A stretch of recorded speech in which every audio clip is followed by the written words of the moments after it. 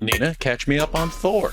Okay, so basically, you know how folks generally take a pretty grim view of dudes walking around and hitting stuff with hammers? Whoa, hey, if you're asking if I've ever been arrested at a Home Depot, I think we both know the answer is yeah, plenty of times. Right. Now imagine if while you were shattering that gazebo display, you'd had an extra 70 pounds of muscle and a perfect Australian smile that could make the kookaburras sing. Would store security have ejected you from the lawn and garden section quite so readily? No, I imagine they just sit there and watch and drool and swoon and think about giving me little kisses. Right. You're pretty much caught up on Thor.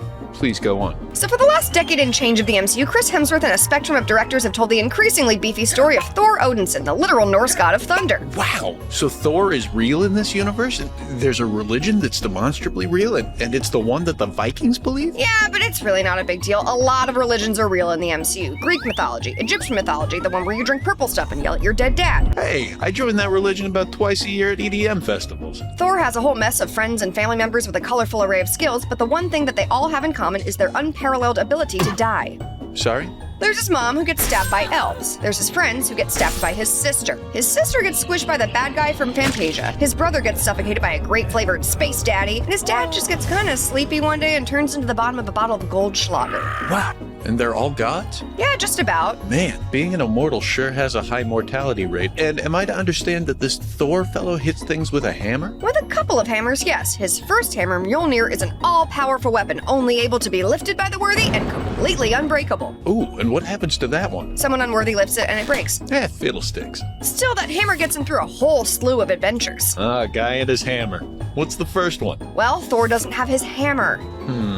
After that, he teams up with the Avengers to stop his brother from conquering Earth, fights Doctor Who to stop his girlfriend from dying of space snot, and then teams up with the Avengers again when Iron Man makes a smart speaker that kills people. But that's when things start to get weird. They do? See, Marvel seemed positive that Thor was something special, but they weren't sure what to do with him. Helpfully, Hollywood felt very much the same way about director Taika Waititi at the time, and these two great tastes tasted great together in Thor Ragnarok, the goofiest, cartooniest, and somehow most emotionally affecting entry in the MCU to that point. Oh, and that's the other one where Thor loses his hammer, right? Right. He learns that his real power was inside of him all along. He doesn't need the hammer, and he never did. Dope. What happens in the next movie?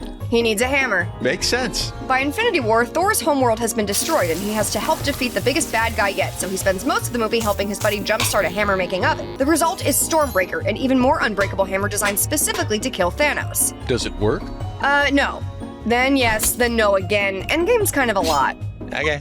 Anyway, then Thor gets a case of the Mondays for 5 years, and much like everybody else during the top half of the 2020s, he drinks too much and he puts on a lot of weight. The hero we deserve. After Thanos is defeated, he heads off with the Guardians of the Galaxy to try to find some inner peace, but his quest for balance is interrupted by the arrival of a god-hating villain named Gore and the introduction of Thor's old girlfriend, who has Thor's old hammer and has now become a new Thor. There's two Thors? Two Thors in Thor 4! So in Thor 4, Thor, one more Thor, Star-Lord, and four or so more soar toward war with Gore, who abhors Thor and all he stands for? All that and more is now in store! Oh, score! Alright, Tom, if you're not gonna be mature about this, I'm gonna hang up on you. Thory. Hey, this is Nina Starner, and if you're a cop, you legally have to tell me. Also, you have to like and subscribe to Okay So Basically and check out our videos.